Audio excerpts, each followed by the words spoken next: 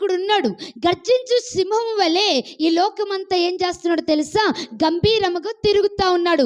దేనికేనంటే ప్రజలను భయపెట్టడానికి, భయాందోళనకు గురి చేయడానికి, అనేక ఆందోళన వైపు నడిపించడానికి, అనేక శ్రమల గుండా నడిపించడానికి, అనేక శోధనల గుండా నడిపించడానికి, పాపములు దించడానికి ఈ యొక్క శత్రువైన సాతానుడు గర్జించు సింహం వలె ఎవరిని మృంగుదునా అని తిరుగులాడుతూ ఉన్నాడు. అయితే దేవుని ఆత్మ ఎవరినైతే ప్రేరేపిస్తుందో, దేవుని ఆత్మ ఎవరిలో అయితే బలముగా పనిచేస్తుందో, ఈ శత్రువైన సాతానుడు నిన్నేమి చేయలేడు. నువ్వు పాపంలో పడలేవు, నువ్వు శోధనలో పడలేవు, నువ్వు సాతాను యొక్క కార్యాలను నువ్వు జయించగలవు, సాతాను యొక్క బలహీన కార్యాలను నువ్వు జయించగలవు అని దేవుని ఆత్మ నిన్ను ప్రేరేపిస్తూ ఉంటది. అప్పుడు నువ్వు ఖచ్చితంగా ఈ యొక్క సంసోను ఏ రీతిగా అయితే ఆ సింహాన్ని జయించాడో ఆ రీతిగా శత్రువైన సాతాను దేవుని ఆత్మ ద్వారా నువ్వు జయించు.